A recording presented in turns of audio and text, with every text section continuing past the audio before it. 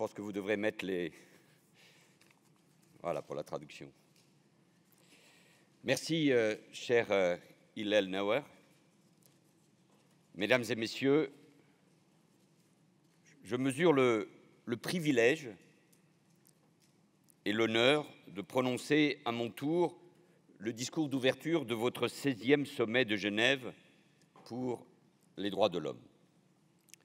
Une forme de vertige me saisit et nous saisit tous face aux menaces et aux défis auxquels le monde est aujourd'hui confronté.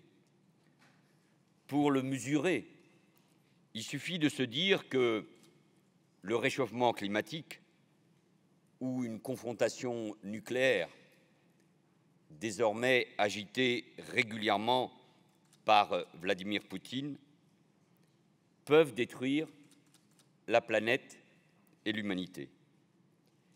Il ne s'agit pas de se faire peur, mais d'être pleinement lucide. Les migrations, les millions de déplacés et de réfugiés fuyant la guerre, la faim, le réchauffement climatique, les effets des crises financières ou de la pandémie de la Covid-19 déstabilisent, fracturent de nombreuses régions dans le monde. Les vieilles démocraties sont déstabilisées par le désenchantement, les vagues populistes et identitaires, le terrorisme ou les ravages de l'antisémitisme, c'est-à-dire la haine des Juifs et d'Israël, notamment depuis le 7 octobre dernier.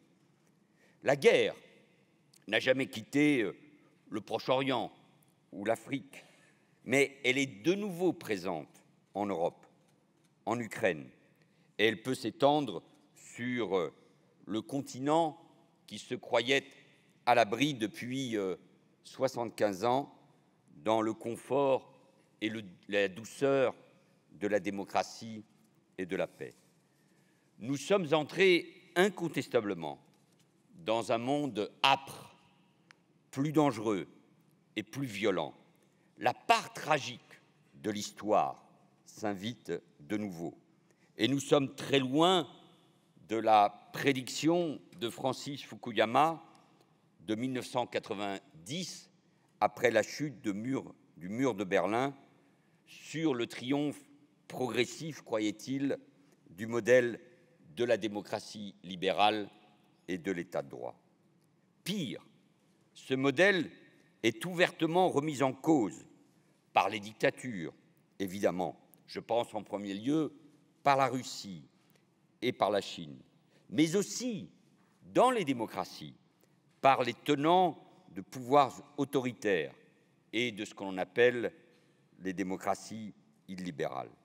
Et pourtant, je reste plus que jamais convaincu des principes de la Révolution française de 1789 qui ont illuminé le monde, de la Déclaration des droits de l'homme et du citoyen, et notamment de celle de 1948 qui doit tant à René Cassin.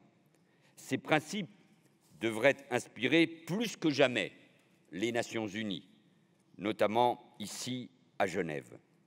La démocratie, l'état de droit, la séparation des pouvoirs, le droit de vote, le respect des personnes et des minorités, de l'altérité, l'égalité entre les hommes et les femmes, la possibilité de croire ou de ne pas croire, la liberté de conscience, la liberté de la presse. Tout cela forme un modèle. Et c'est uniquement dans ce modèle, certes imparfait, donc perfectible, que nous pouvons vivre et respirer. C'est pour ce modèle que se battent, par exemple, aujourd'hui, les Ukrainiens avec un courage immense. Ils défendent leur pays attaqué, violé par l'intervention russe. Ils défendent les valeurs de l'Europe. Ils défendent la démocratie. Ils défendent des valeurs universelles. Et c'est pour cela que vous êtes ici, ces valeurs que je viens d'évoquer. Nous devons, nous, Européens, la communauté internationale dans son ensemble, les aider concrètement à gagner cette guerre. Je le dis ici devant des personnes dont nous allons entendre les témoignages poignants et qui ont subi physiquement et moralement les conséquences de leur engagement pour la démocratie, pour la liberté d'expression.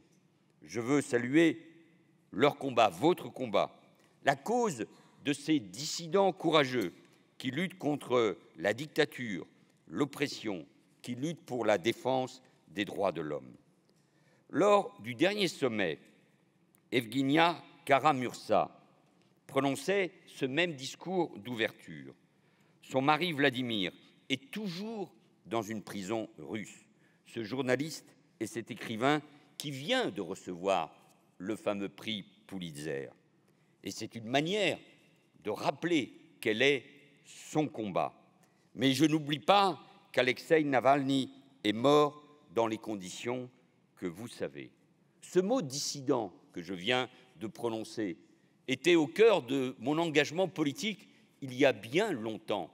Je ne pensais pas qu'après avoir très jeune lutté pour la libération des dissidents du système soviétique, je me trouverais de nouveau, 40 ans après, à devoir prononcer ce mot et à me battre pour ceux qui sont dans les geôles de Vladimir Poutine.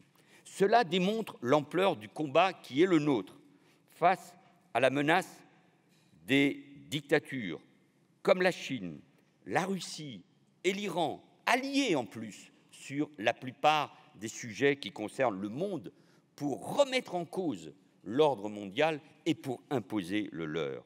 Je n'oublie pas leurs alliés comme le Bélarus, le Zimbabwe ou Cuba, véritables leaders de cet axe en Amérique centrale et en Amérique latine, avec le Venezuela ou le Nicaragua. La Russie cherche partout à déstabiliser les démocraties en menant une guerre directe contre l'Occident, comme au Sahel, en pillant d'ailleurs ces pays et leurs ressources, ou en menant une guerre hybride, comme en Europe ou en Amérique du Nord, à travers les réseaux sociaux, intervenant dans les processus électoraux, à travers des algorithmes, à travers le rôle de TikTok, avec des fake news, avec la pénétration intense des systèmes de communication. Tout est fait pour provoquer désordre et chaos. Votre sommet, mesdames et messieurs, se déroule en face du Conseil des droits de l'homme des Nations unies.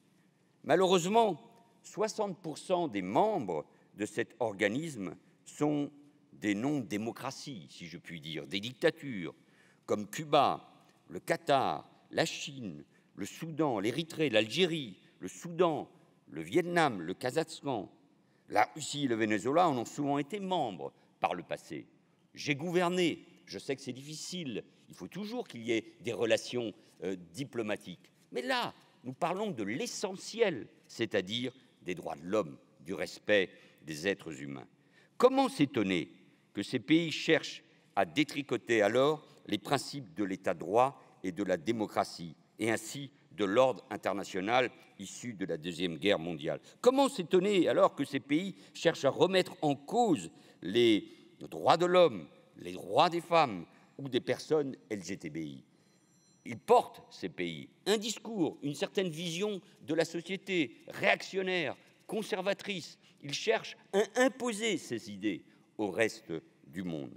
Comment accepter, par exemple, la place de l'Iran, qui a présidé il y a peu le forum social annuel du Conseil des droits de l'homme? On pourrait parler, si le sujet n'était pas sérieux, d'une mauvaise plaisanterie, et qui réprime violemment sa population, sa jeunesse, les femmes et toute expression de liberté et de culture, comme celle du rappeur Tomaj Saheli, condamné à mort il y a quelques jours par une justice unique aux ordres du régime des mollahs. Je pense aussi à la persécution des minorités musulmanes, et plus particulièrement aux Ouïghours, en Chine, alors que le président Xi Jinping vient de faire une visite dans plusieurs pays d'Europe, dont la France. Et heureusement, il y a eu, comme pour ce qui concerne la situation au Tibet, des militants courageux pour rappeler ce qui se passait en Chine.